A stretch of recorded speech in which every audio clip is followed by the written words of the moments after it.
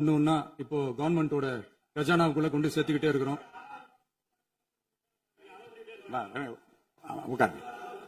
மாண்புமிகு முதல்வர்கள் பதிலளிக்க பிறகு முதல்வர் பதிலளிக்க பிறகு நேரம் தர அப்ப பேச அவங்க பேசட்டும். அவங்கள பேச அனுமதி. உட்காருங்க உட்காருங்க.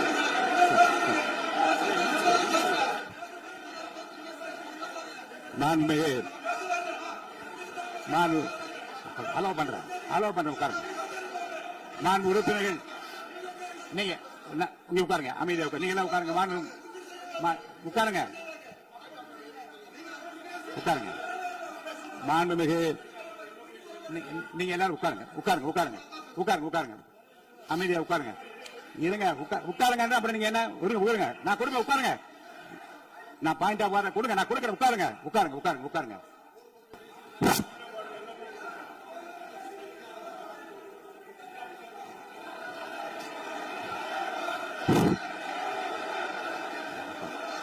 மைக் கொடுங்க.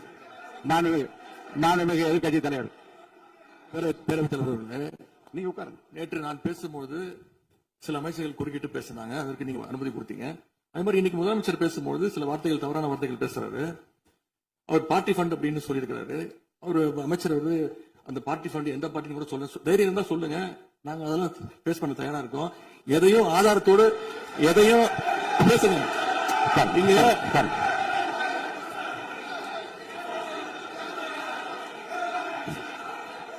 அது மாதிரி பேரவைத் தலைவர், நேற்று நான் பேசி முடிஞ்சோடனே நீங்க அவை முடிஞ்சிருச்சுன்னு சொல்லிட்டீங்க. நாங்கெல்லாம் வீட்டுக்கு போயிட்டோம்.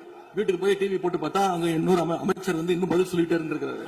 அதுக்கெல்லாம் நாங்க இப்ப என்ன பதில் இது, என்ன மரபு இது? நீங்க இப்ப பேசிக்கிட்டே இருப்பீங்களா? நாங்க பாத்துக்கிட்டே இருக்கணுமா? அதே மாதிரி இன்னைக்கு முதலமைச்சர் அவர்கள் பேசும்போது நாங்களும் ஒரு ஆக்ஷன் பண்ணணும்னு எனக்கு தோணுச்சு. எல்லாரும் போயிட்டாங்க. பர்மிஷன் பண்ணலாமா? இப்பவும் பண்ணலாம், ஒன்னும் தப்பு இல்ல.